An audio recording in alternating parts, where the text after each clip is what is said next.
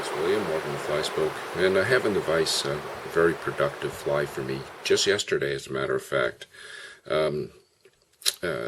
Fish moved over from taking eggs and things like that, and all of a sudden started taking small nymphs. And this one happens to be a size 16, but this fly you can range in size from size 14 right up to size 20, and still have the fly be very effective.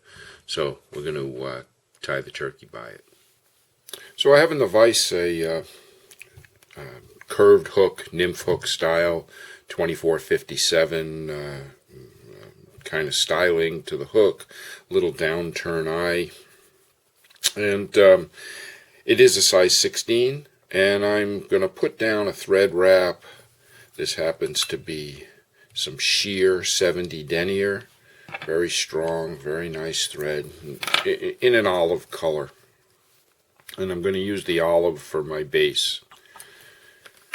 And I want to come right around into the curve. Not too far into the curve, but into the curve of the hook. Just like that. And next thing I'm going to do is I'm going to take this is a turkey Biot feather. It's what's called a turkey quill. And you can see on this side here, it's got these real spiky Biots.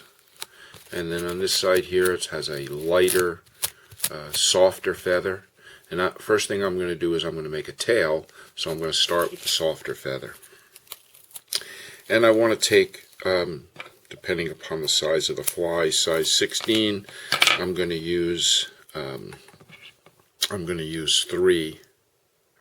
And I'll just split that out with a pin.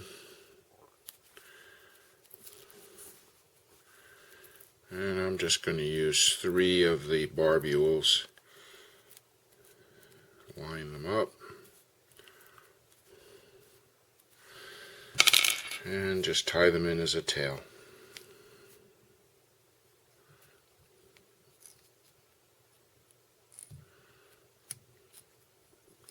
Now, what you'll notice is the torque of the thread has a tendency to push it around. So what you want to do is you want to make sure you bring it back and you seat the tail on the top of the fly. And I'm just going to take this and I'm going to make open wraps forward and trim here, utilizing some thickness of that to create a body that is slightly tapered, thin in the back and tapered a little bit thicker in the front. And just I'm utilizing the thread to add some extra wraps.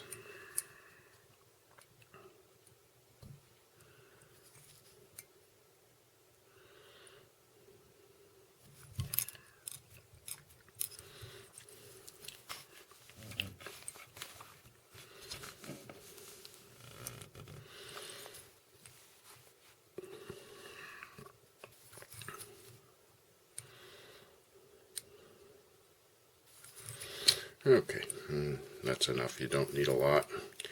And now I'm just going to go back to the tail and just get to that starting point there. And the next thing I'm going to do is I'm going to take one of the Biot feathers. That's the leading edge of the feather. And I'm just going to take out one of the Biots, tie it in by the tip. Depending upon the size of the fly is where you start. If it's a very tiny fly, a size 18 or a 20, you start closer to the tip. This is a 16, so I just started up ever so slightly, almost the same place as I would. Now notice on the leading edge there's some barbucels. And those barbucels are going to create the look of the segmentation on this body for me.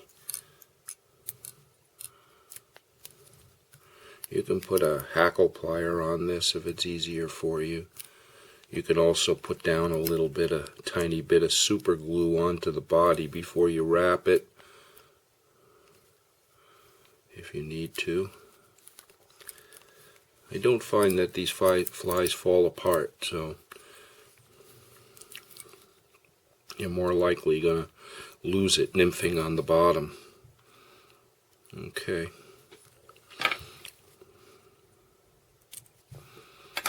Alright, so now I have a segmented body, tail.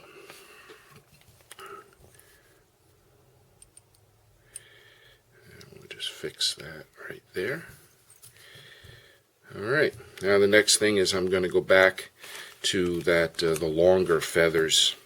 And I'm just going to use the ones that came off of when I put the tail on. And what's important here is that the thinner portion be in the front when I bend it. So I want to make sure I have the thicker portion that I'm tying into the back of the fly. And tie that down directly on the top. And you don't need a lot. You just got those 3 or 4. These are 4 segments went into the tail and 4 segments here. And then I trim that off.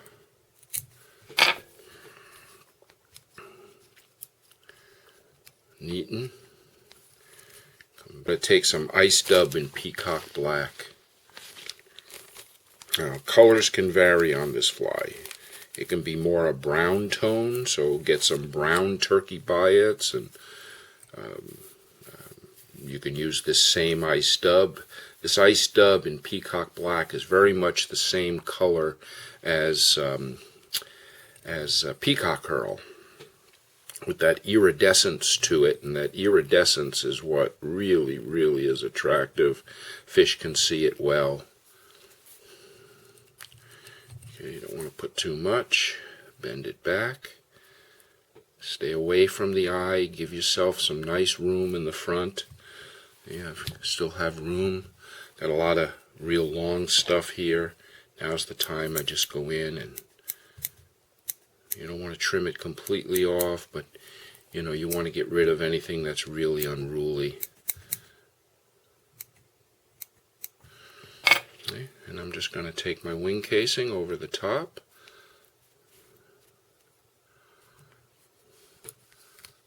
And tie that down. Now, it'll have a tendency to slide forward. Pull back, make a wrap. Put a wrap right in front. So see, you're grabbing it to stop it from sliding forward. And a wrap over the top again. And let's trim that off.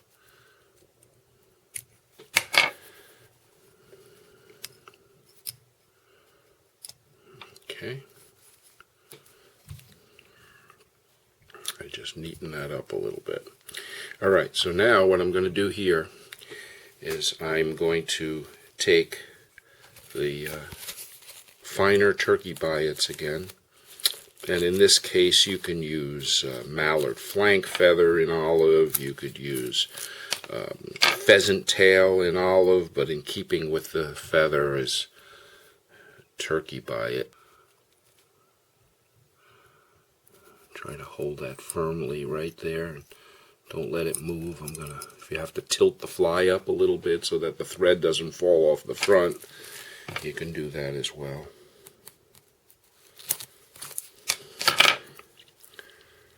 And again, turkey biots. Okay, make sure they're even. Look at them side to side and kind of get a feeling that they're even. Make sure that they're placed similarly, side to side. Okay. And I'm going to go ahead and trim that off.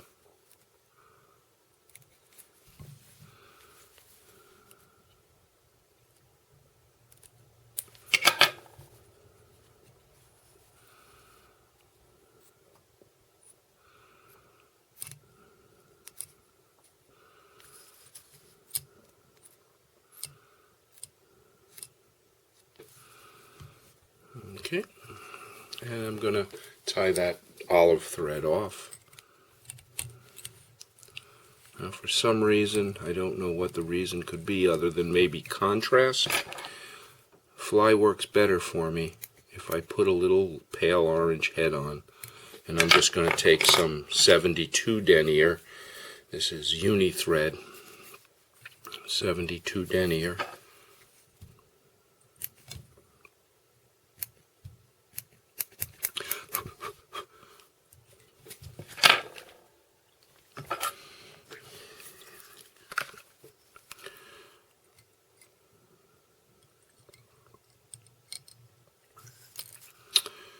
I'm just going to put on a little cast of this orange. And what you want to do is use your tie off to complete it. Don't complete it and then tie off. Use your tie off to cover. 2, 4 is enough.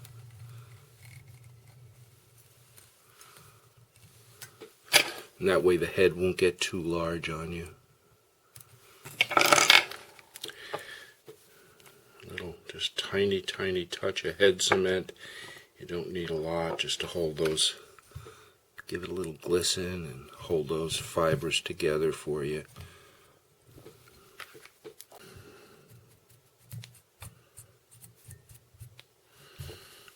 And there it is, the turkey Biot.